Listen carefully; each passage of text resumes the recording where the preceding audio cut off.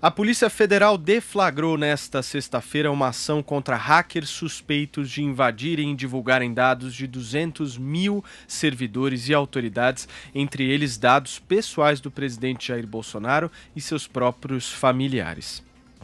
A operação Capture the Flag, ou Capture a Bandeira, cumpriu 3 mandados judiciais de busca e apreensão no Rio Grande do Sul e Ceará, nos endereços de 3 jovens, 2 deles menores de idade.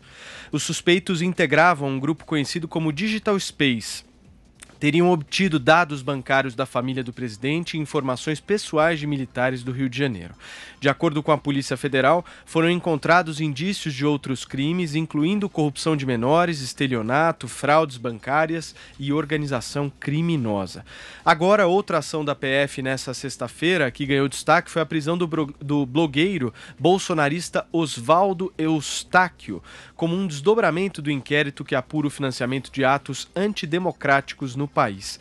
Eustáquio, que é ligado à ativista Sarah Winter, foi preso em Campo Grande, no Mato Grosso do Sul, após fontes da Polícia Federal revelarem que ele esteve nos últimos dias em Ponta Porã, na fronteira do Brasil com o Paraguai, e havia risco de fuga. A ordem de prisão partiu do ministro do Supremo, Alexandre de Moraes, que é o relator do inquérito. Thaís Oyama.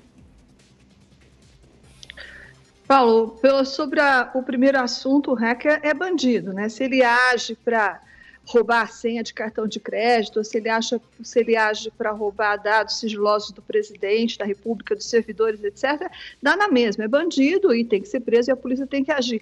Acho que quanto a isso não há muito o que dizer, a não ser parabéns para a polícia e tomara que as coisas fiquem claras.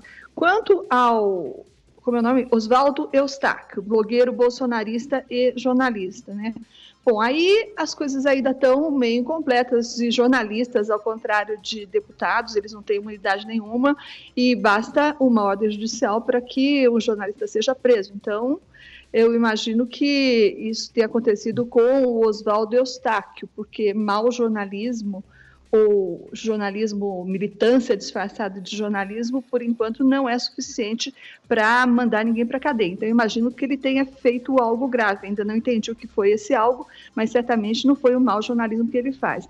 Agora, eu fico pensando o seguinte, para quem sai logo dizendo aí, gritando perseguição, perseguição, perseguição, nos moldes que os petistas faziam em relação ao Lula, perseguição, perseguição, temos que lembrar que no caso dos tais 300, que eram 30, né, os tais 300 do Brasil, que eram 30 do Brasil, a desmobilização, a desmontagem daquele acampamento que eles fizeram lá em frente à esplanada do Ministério, foi feito pelo governo do Distrito Federal a pedido do Ministério Público de lá. Mas o inquérito que colocou a senhora Sara Giromini, que era a tal da líder desses 300 que eram 30, colocou ela na cadeia, foi aberto a pedido da Procuradoria-Geral da República, senhor Augusto Aras. Assim como foi a Procuradoria-Geral da República que pediu a prisão dela e de outros 5 amiguinhos dela, que também são amigos do Oswaldo Eustáquio, pelo que eu entendi. Então, agora, esse jornalista Oswaldo Eustáquio é preso. E a prisão dele, você falou que foi o ministro, mas não foi, na verdade. O ministro Alexandre de Moraes autorizou. O pedido partiu da Polícia Federal. Então, vamos ver. Só envolvendo esses 300, que na verdade são 30, tem o governo do Distrito Federal, o Ministério Público Federal, a Procuradoria-Geral da República, a Polícia Federal e o STF. Então, eu acho que tem muito perseguidor para pouco perseguido. Será que está todo mundo mancomunado? É comunista que não acaba mais nesse estado policialesco, né, Paulo? Josias.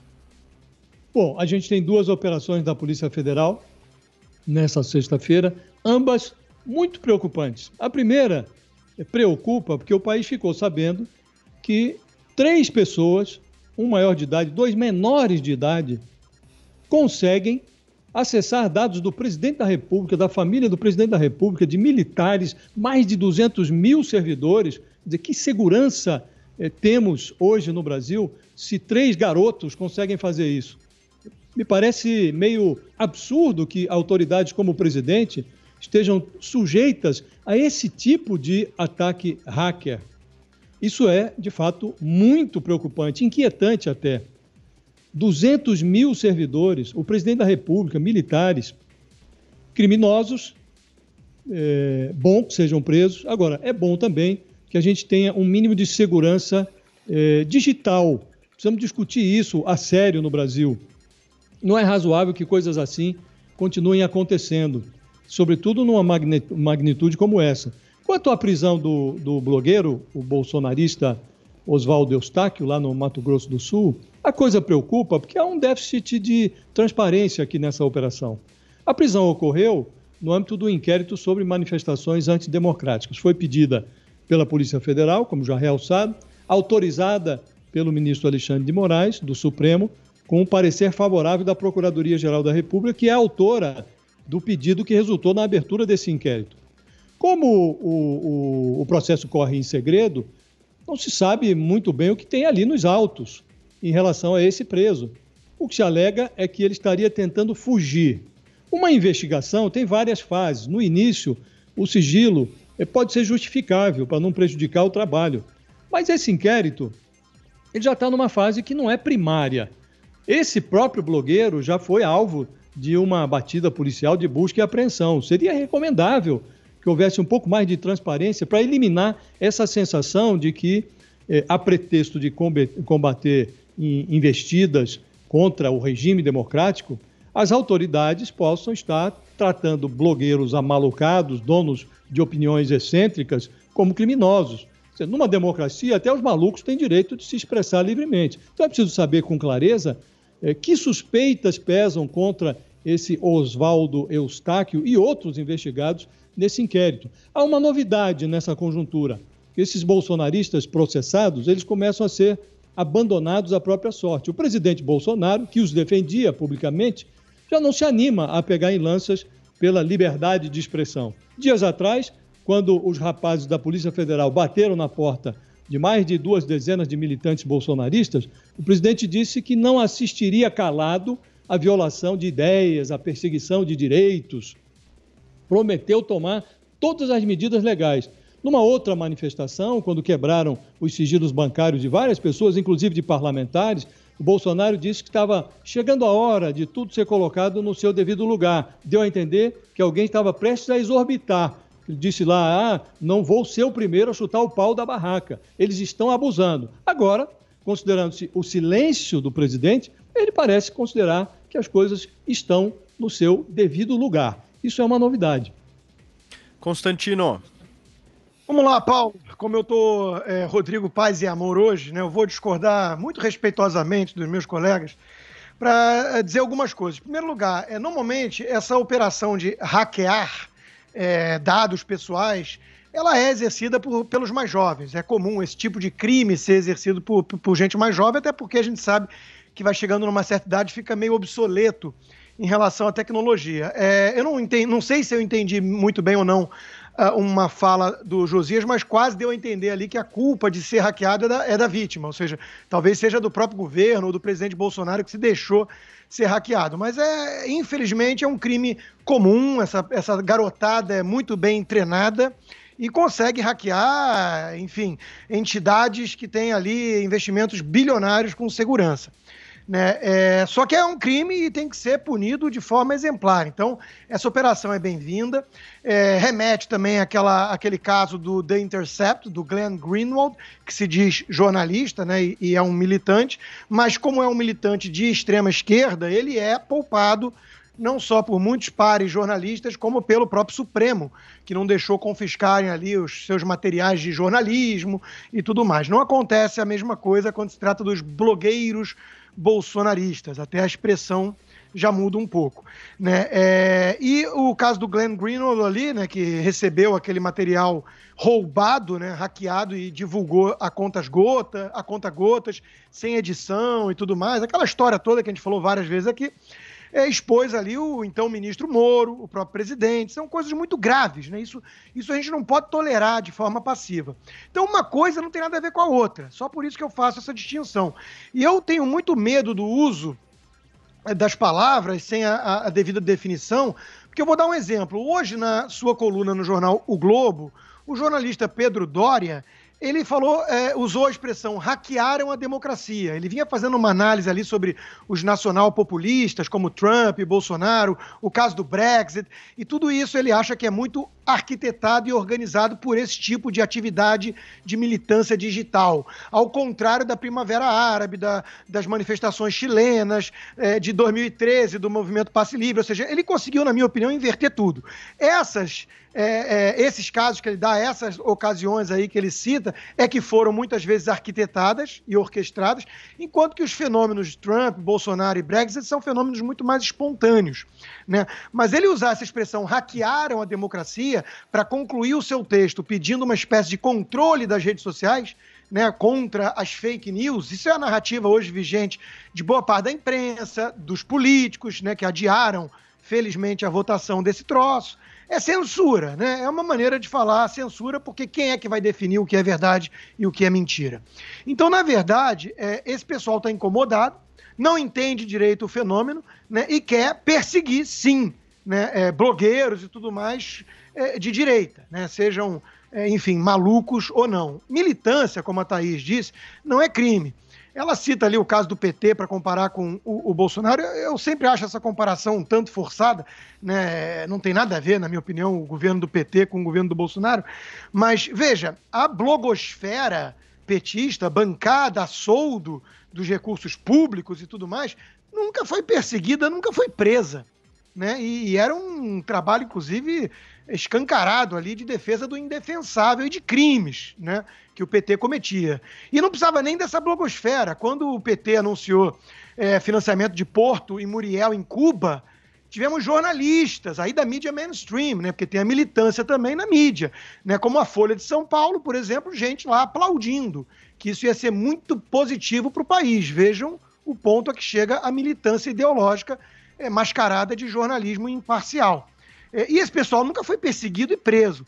Então, veja, o caso dos hackers é muito louvável que a polícia esteja na cola deles e tem que ser punido. É um crime grave, ainda mais quando tem como alvo autoridades da maior escalão da República, né, o próprio presidente e sua família. No caso do tal Oswaldo Eustáquio, que eu não conhecia, né, é muito diferente o caso. Qual é o crime que ele cometeu, né? De que ele é acusado? Ele estava fugindo de quê se ele não é foragido? É que nem a história do Queiroz, ele não era foragido, as pessoas esquecem isso. Então, de que crime ele está sendo acusado?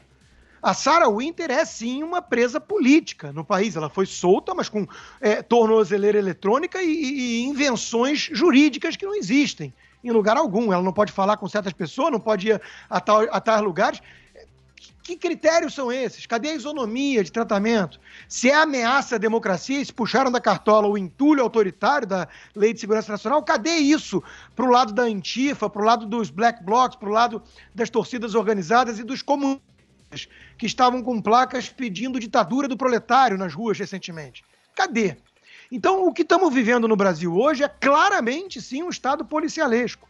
E tem nos ministros do Supremo Tribunal Federal as figuras mais ameaçadoras, porque eles estão com base num inquérito ilegal, né, de vício de origem, desculpa, que é o eufemismo utilizado, perseguindo adversários políticos, até porque esse corpo que compõe o Supremo Tribunal já se mostrou totalmente politizado. 2 ali compararam o governo atual com o nazismo, e a outra, que é tida como moderada, que é a Carmen Lúcia, falou que isso aí é um desgoverno. Isso é opinião política, né, de militante, não de ministro do Supremo, que vai julgar casos que dizem respeito à Constituição. Então, o que estamos vivendo no Brasil hoje é assustador.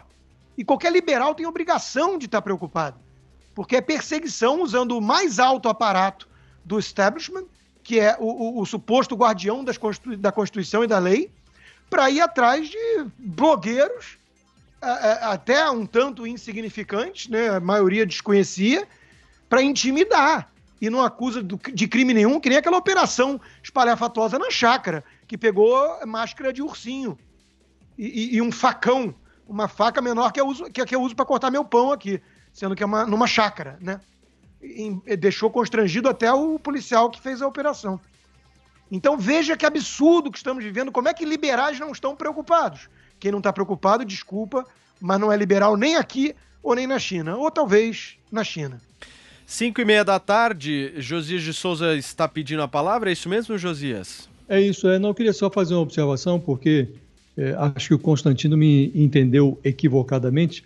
Eu não diminuí o relevo do crime e tratei como crime da invasão aos dados de 200 mil servidores, incluindo o presidente da República. O que me espanta, e isso foi o que eu disse, é que personalidades como o presidente da República, no instante em que nós temos aí já episódios como a invasão de celulares de procuradores que expuseram as autoridades da Lava Jato, o ministro Sérgio Moro, o ex-ministro Sérgio Moro, num cenário assim, espanta que o presidente da República esteja sujeito a esse tipo de ataque.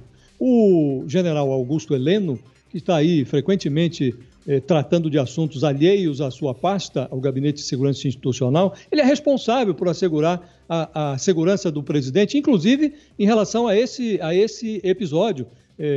O presidente não pode estar com os seus dados expostos dessa maneira, dados bancários, é o que se diz, que esses rapazes acessaram em relação à família do presidente, dados de exames médicos do presidente. Não me parece razoável, não me parece normal que a gente considere que 3 rapazes consigam acessar os dados do presidente da República. Eu acho que há uma falha grave aí e o governo devia estar discutindo isso a sério.